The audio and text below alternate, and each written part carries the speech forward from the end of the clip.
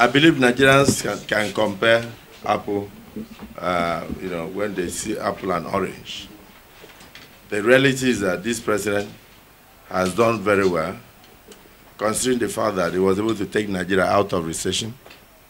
He made ongoing projects on the ground. He has completed them, such as the ones in the airport, such as the railway lines. He has gone into a lot of massive infrastructure never seen before. I'm a governor. I was a governor who believed strongly in transformation. I still do believe in transformation. And I know that I was always very sad when federal budgets contain 78%, sometimes 80% recurrent expenses. And what is left for capital expenses will be 16% or 18%. But this president has been able to plug the loopholes of leakages in the system and freed more money for developmental purposes. The TSA, the single currency account, is a major innovation that I can tell you. Some ministries were operating up to 50 accounts, 70 accounts. Places like NNPC had over 500 accounts. But today we are able to mop up all those funds into one single account, and then he has brought out a budget that has freed over 30% now for capital projects across the country. And those things are happening. And then there's no way you can put something on nothing and expect it to stand. Nigerians are clamoring for infrastructural change. They are clamoring for better healthcare. They are clamoring for better educational facilities and all that. Those things cannot happen when you spend almost 80% of your resources on recurrent expenses, pensions, salaries, alias, and all that, allowances. So we must commend the president. And of course, you took a look at what is happening with the Lagos Ibadan. You'll be very impressed.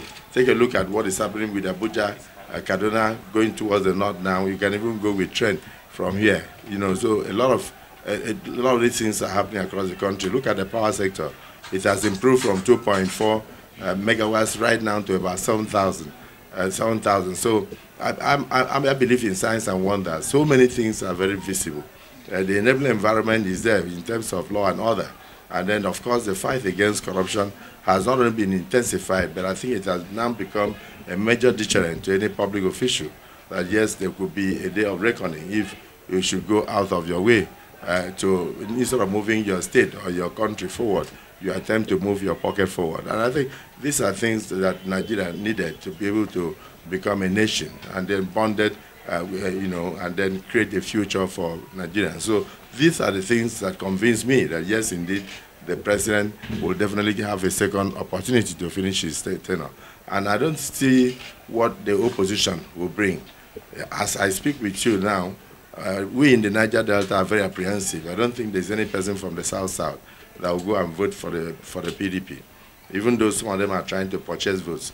Because when you look at the major policy document of the PDP today, they are talking about selling the NNPC. NNPC, what does the NNPC have? Is it the building? What NNPC controls are the oil of the Niger Delta.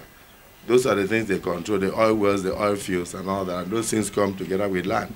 I don't see anybody from the South or any Niger Delta who will agree that the same we sold out Nigerian Airways and we became a laughing stock in the Committee of States in Africa, where you look at Kenya Airways coming here, Ethiopian Airline, Ghana Airline, and Nigeria has no single plane now called its own. And then so we sold out the aluminum smelter company in Ikorobasi that provided thousands of jobs, and today that place is totally dead, down there, with over 690 megawatts of electricity. Nothing is happening there.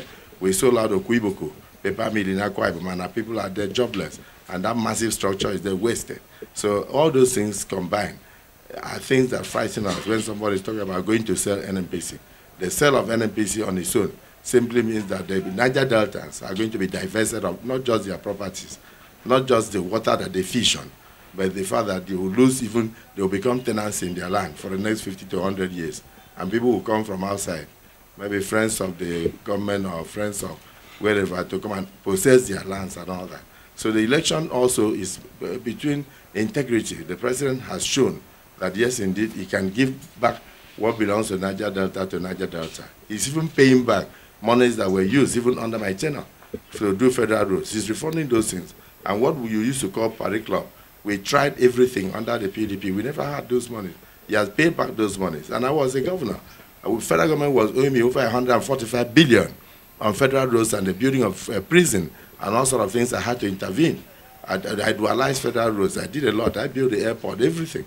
But at the end, today, this government is refunding those monies to the states and all that. So if you see a government that has shown sincerity, it simply means that you are now talking about a question of integrity and a question of, postulation. We are postulating that you bring in a government that will sell your father's land and sell your oil well and sell the waters that you use in fishing.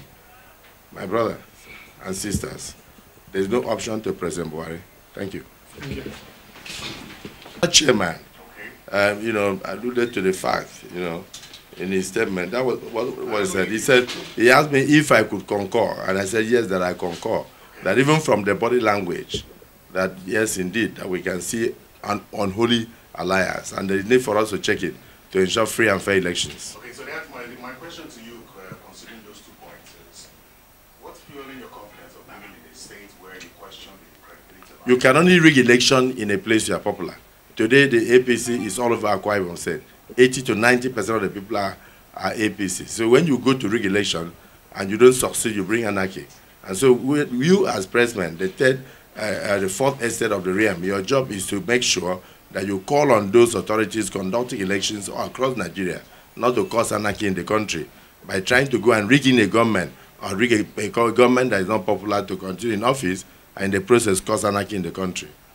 My confidence is fueled by my people, the support of my people. And if you're a politician, you know when your people are supporting you. And I keep saying, for some of you may want to aspire, if you become a leader and you are running on a track, you must once in a while look back to know whether the footsteps you are hearing are running behind you or they are running away from you. Because footsteps are footsteps. In my own case as a leader, I normally look back and I notice that the footsteps are following me. And not just following me, they are increasing in their numbers.